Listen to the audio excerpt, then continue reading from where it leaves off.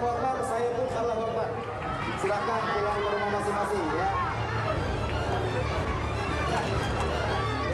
Kami sebenarnya dari awal mendukung pemerintah, tapi kami juga tidak berhak untuk melarang jemaah untuk melaksanakan ibadah. Tanpa mengurangi kegairahan kita menyambut Ramadan, sholat wajib, melaksanakan sholat tarawih, melaksanakan tadarus dan lain sebagainya di rumah kita masing-masing saja.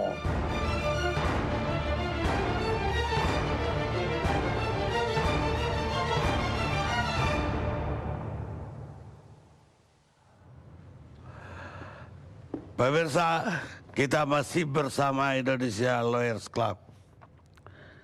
Sekarang, tadi kita sudah mendengarkan bahwa baik dalil fikih maupun hukum negara dari Menko Polhukam maupun dari Gubernur DKI bahwa sholat yang dianjurkan untuk di rumah karena dalam keadaan wabah ini adalah sesuai dengan perintah Rasul. Namun banyak masjid di negeri kita, baik di Jakarta maupun di daerah, yang masih saja ada taraweh, ada salat Jumat, dan ada pengajian dengan alasan masing-masing. Saya ingin mendengar dari Pak Sarul Makmun, Ketua DKM Masjid Jami Nurul Iman, yang kabarnya juga masih beroperasi seperti biasa. Mungkin Pak Sarul bisa menjelaskan apa alasannya Masjid Pak Sarul masih melaksanakan ibadah seperti biasanya. Baik, Assalamualaikum warahmatullahi wabarakatuh.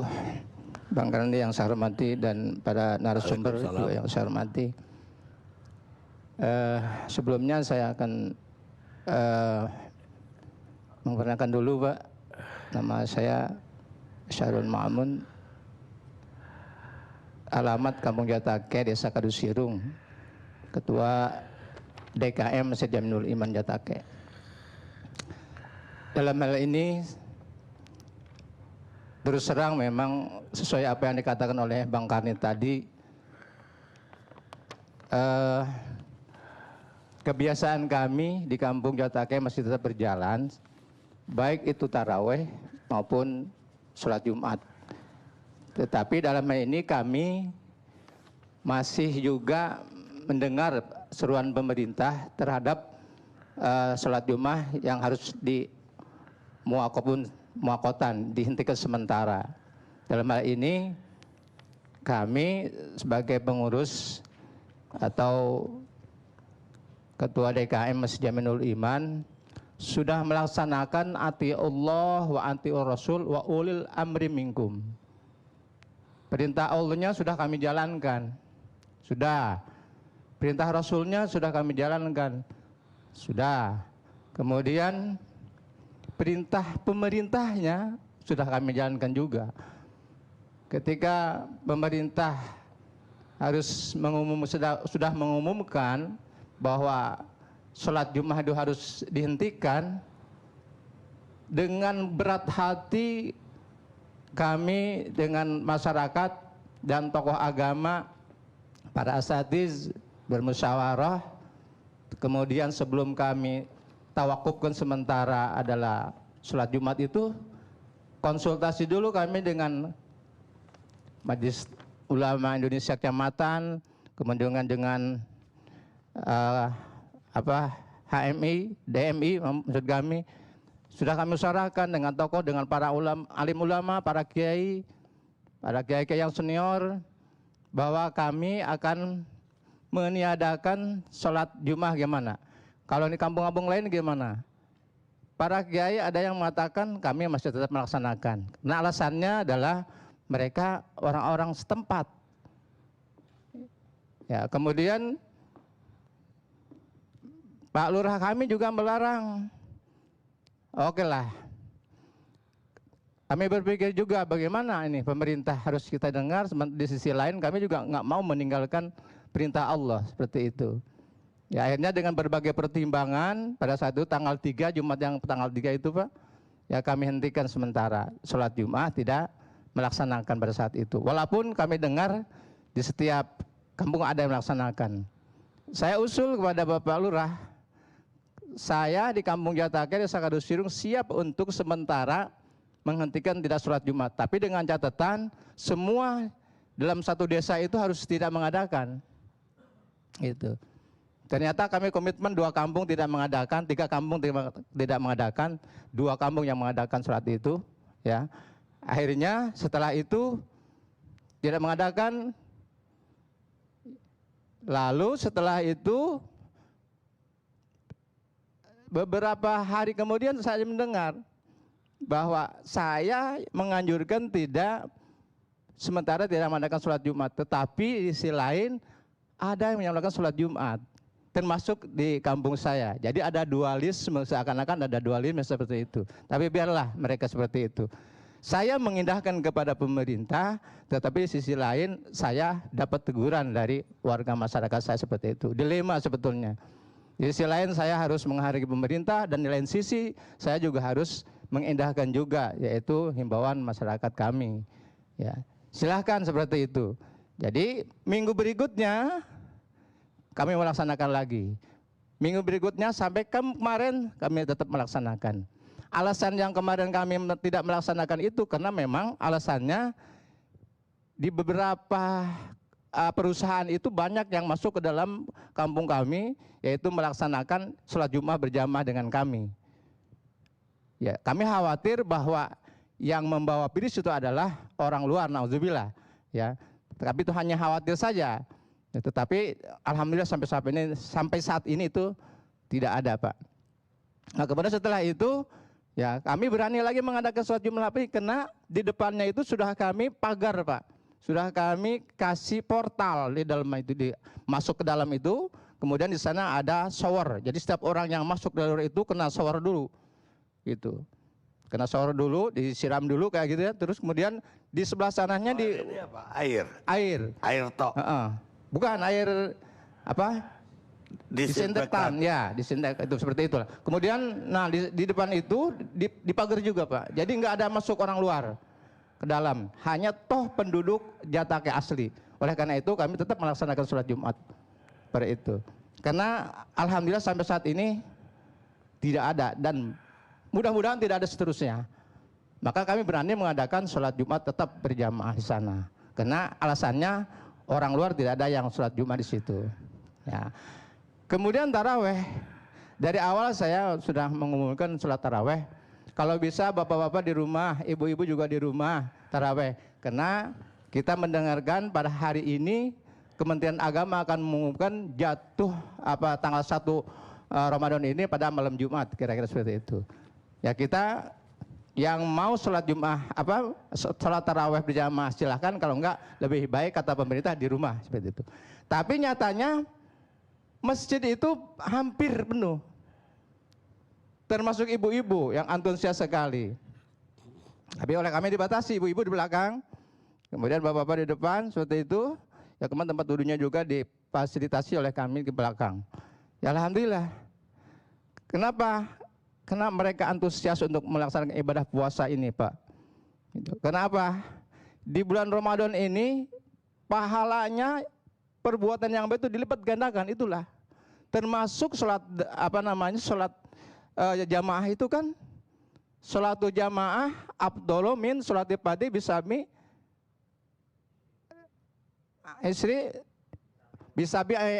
bisami darajatan. Jadi sholat sendirian, sholat berjamaah itu lebih baik daripada sholat sendirian. Berapa pahalanya? 27 bandingan, Pak. 27 pahalanya. Kemudian 27 pahalanya itu bandingkan dengan jatuhnya pada hari atau di bulan suci Ramadan. berapa kali lipat pahalanya. Ke sana barangkali jamaah kami makanya mau melaksanakan sholat berjamaah di masjid termasuk taraweh. Seperti itu. Karena kan di bulan suci Ramadan itu luar biasa. 12 bulan hanya 1 bulan di situ yang oleh Allah Subhanahu wa taala diberikan kelebihannya itu. Termasuk ada 3 bagian di sana kan, di bulan suci malam 10 hari 10 di malam pertama itu namanya bulan rahmat.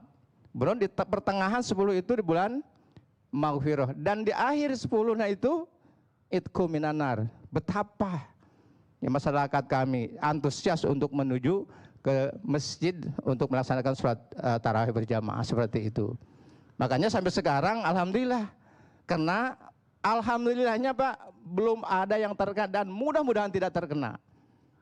Dan nauzubillah. Jadi bentuk penolakan kami terhadap corona itu adalah sholat berjamaah di masjid. Sekali lagi, bentuk penolakan kami terhadap corona itu adalah sholat berjamaah di masjid. Di masjid itu orang datang ke masjid orang suci, masjidnya juga suci, kemudian rumahnya juga rumah Allah. Masa sih corona mau masuk ke rumah Allah? Mudah-mudahan tidak. Seperti itu.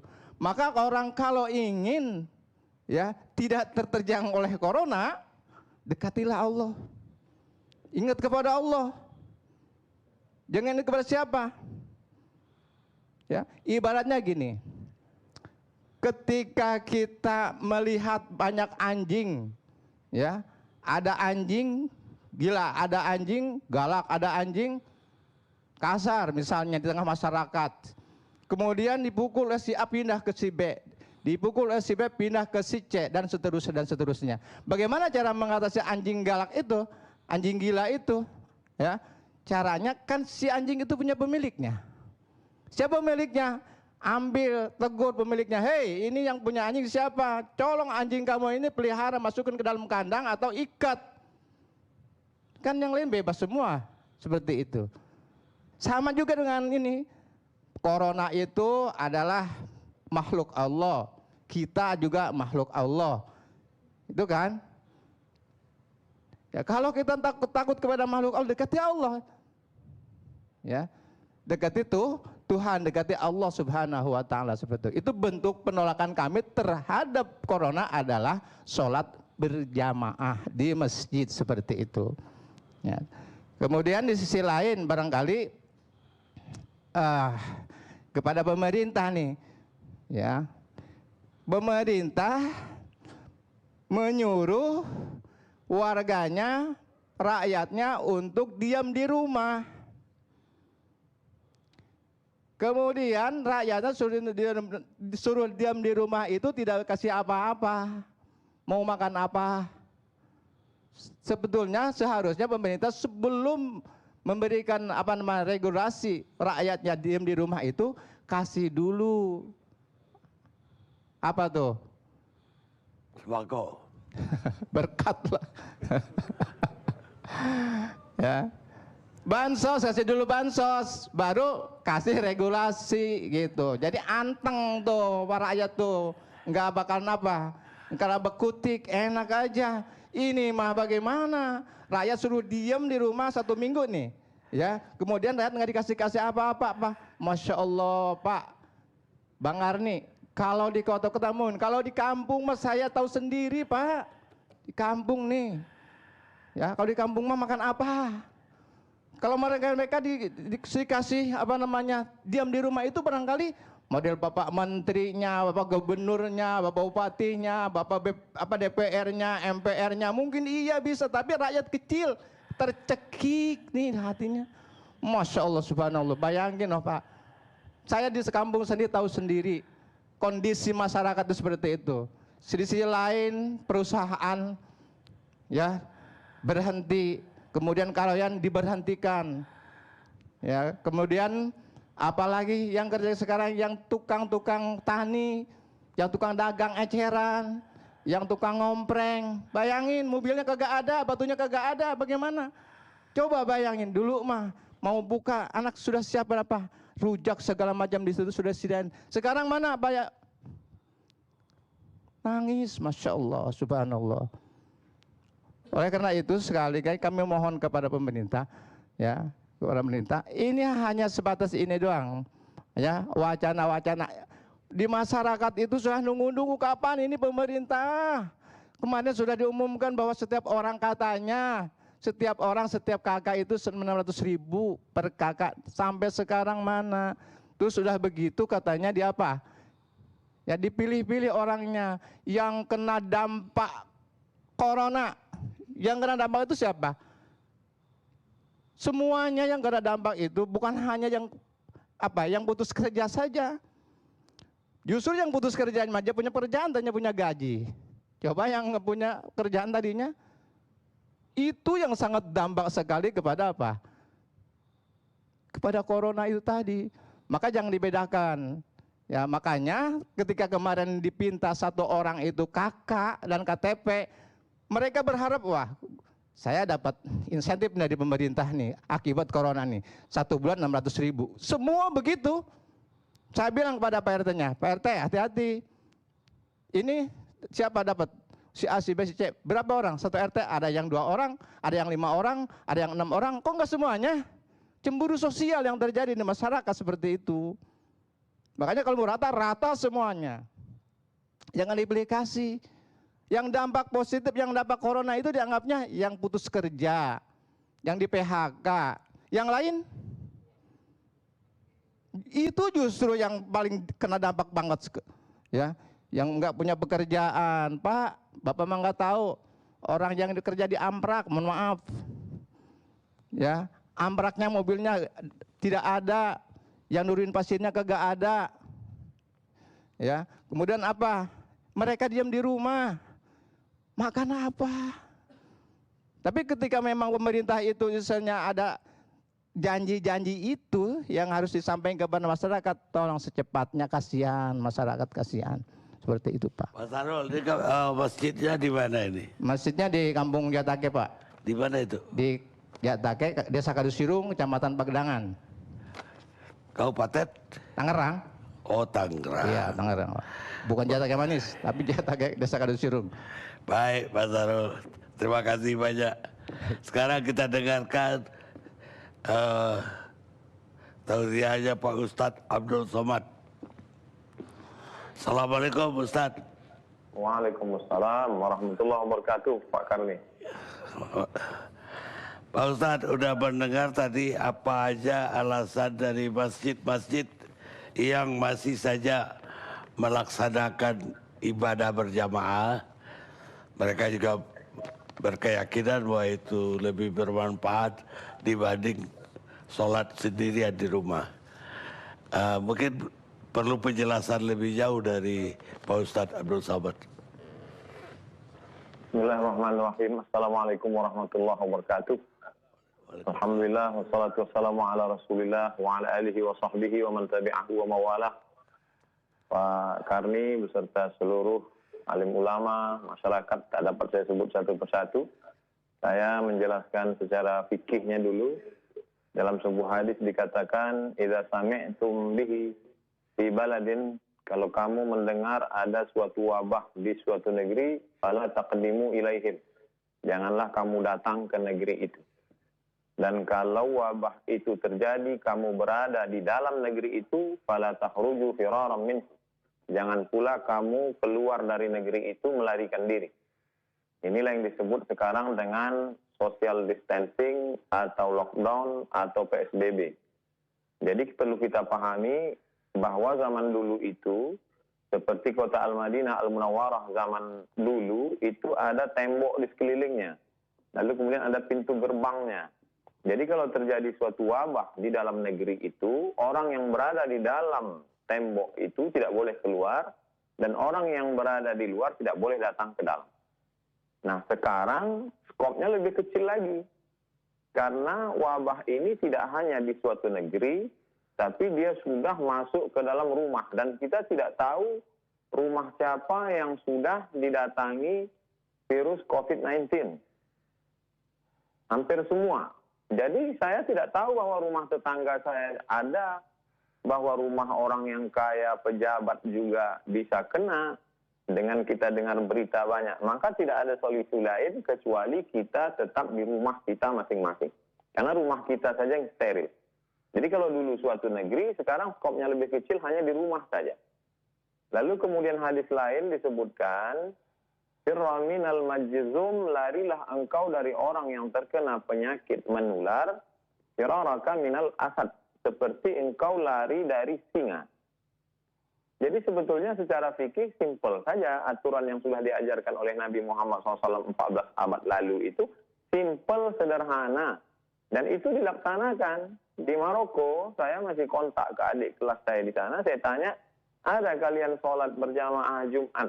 Jumat tidak ada. Sholat fardu tidak ada, tutup semua. Di Mesir juga begitu. Oleh sebab itu, masjid tempat saya ketua masjid, maka saya sampaikan kepada jamaah, masjid tutup, kita sholat di rumah. Saya buatkan video tutorial dari mulai tarawih di rumah, witir di rumah, tadarus di rumah, sholat zuhur pengganti Jumat, bahkan sampai di video tutorial itu sampai ke sholat Idul Fitri di rumah, lengkap dengan dalil-dalil fikihnya. Tapi kan yang jadi masalah, tidak semua ketua masjid didengar oleh jamaahnya. Di beberapa tempat justru ketua masjid itu dikudeta oleh jamaahnya. Jadi dia dipecat jadi ketua masjid. Karena memang masjid itu dibangun oleh jamaah, ustadz-ustadznya diundang oleh jamaah, keuangannya murni jamaah, maka ketika ada larangan, mereka bisa berkata, ini masjid kami yang bangun semuanya.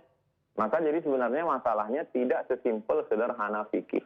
Tapi di sana ada masalah sosial, di sana ada masalah ekonomi. Jadi ketua masjid hanya bisa melakukan apa yang dia mampu saja. Bahwa di masjid itu saya membagi jamaah masjid itu 3 level. Yang pertama, yang hebat-hebat seperti harimau. Dia makan orang satu, itu setahun dia tidak perlu cari makan lagi. Kenyang setahun. Ini jamaah yang paling hebat. Yang nomor 2, ular sawah. Dia kalau makan kambing 1 kali, sebulan dia tidak perlu cari makan. Ini pun juga selamat. Tapi ada jamaah kita yang ayam kampung. Dia caker pagi, makan siang, cari siang, makan sore. Maka ini yang kita data. Kita data berapa orang, jamaah yang mampu-mampu tadi kita buka rekening, kita terima bantuan, kita salurkan ke jamaah kita. Tidak kita ajak ke masjid, tapi mereka punya keterikatan emosional dengan masjid. Dulu ketika masa sulit, kamu dibantu oleh masjid. Ketika di PHK tidak ada kerja, sulit makan, maka masjid menolong.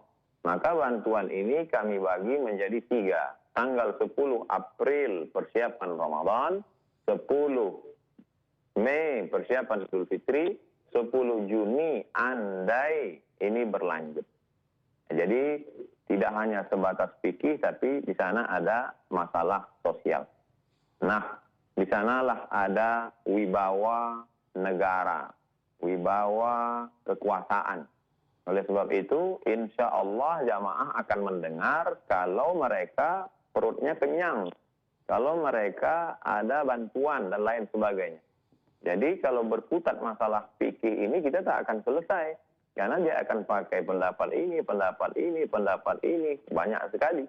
Tapi yang saya terapkan di masjid di tempat saya, kita tutup sampai nanti insya Allah ini damai, selesai, barulah kita buka lagi sholat. Tentang masalah sholat tarawih, orang bisa sholat tarawih di rumah. Karena Nabi SAW pun sholat tarawih malam pertama, malam kedua, malam ketiga, Nabi tidak keluar lagi. Khasyitu an tufrada alaikum, aku khawatir nanti diwajibkan kepada kamu. Maka Nabi sholat sendiri. Lalu kemudian bagi yang ingin sholat tarawih di rumahnya, maka dia berjamaah. Begitu juga dengan witir, begitu juga dengan tadarus Al-Quran. Adapun tentang masalah sholat Jumat, man tarakal jumu'ata salasa marratin, siapa yang meninggalkan sholat Jumat 3 kali tahawunan, karena menyepelekan Jumat, karena meremeh-temehkan Jumat. Adapun pada saat takut, pada saat khawatir, maka dalam Islam diajarkan la tulqu bi'aidikum ila tahlukah. jangan kau jerumuskan dirimu ke dalam kebinasaan.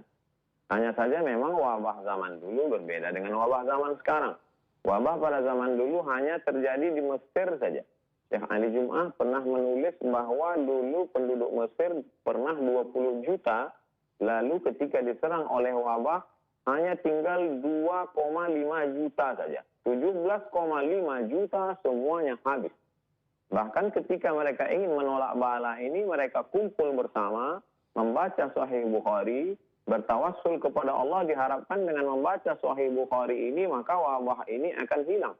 Justru dengan berkumpul ramai itu, wabah makin menyebar. Maka dikomentari oleh Al-Hafiz Ibnu Hajar Al-Asqalani, perkumpulan mereka membaca Sahih Bukhari untuk mengusir wabah itu tidak sesuai dengan sunnah Rasulullah SAW. Karena sunnah ketika terjadinya wabah adalah menjauh diri dari wabah seperti menjauhkan diri dari singa. Menjauhkan diri dari wabah, menetap di suatu tempat yang tidak ada wabah. Menetap di suatu tempat, kalau zaman dulu modelnya satu kampung, satu tempat. Tapi untuk saat ini, karena semua di dunia ini terkena, dan kita tidak tahu tempat mana saja yang kena, mana yang tidak, kecuali andai nanti ada suatu alat detektor canggih, cukup pakai layar saja. Sehingga ketika layar itu dipakai, dipasang di depan pintu, langsung ketahuan. Ini ada virusnya, ini tidak. Yang tak ada virus, masuk masjid. Yang ada virus, masuk rumah sakit. Yang tak ada virus, masuk masjid. Itu baru bisa. Tapi untuk hari ini kita tidak tahu siapa yang ada virus, siapa yang tidak. Oleh sebab itu, ini masalahnya tidak sesimpel fikih, tapi kompleks. Ada juga kemarahan masyarakat. Mengapa masjid tidak boleh, tapi kenapa mal dibuka? Mengapa masjid tidak boleh, tapi kenapa mereka dapat berita airport tetap masuk? Jadi kemarahan masyarakat itu lalu dibalaskan mereka, akhirnya mereka ke masjid. Sebenarnya saya melihat masalah ini terkait dengan banyak hal, Pak Karni. Demikian yang dapat saya sampaikan. Wallahu a'lam bishawab. Baik Ustadz, mudah-mudahan walaupun tausiah pendek, tapi mudah-mudahan bermanfaat untuk masyarakat banyak. Amin ya rabbal alamin. Baik yang sekarang masih melaksanakan sholat berjamaah, baik Jumat, Tarawih, ataupun nanti sholat Id, maupun yang sudah tidak melaksanakan, mudah-mudahan dapat manfaat dari tausiah. Terima kasih. Jazakumullah. Makasih Pak. Pak Ustadz sudah bergabung bersama kami. Sekarang saya minta dari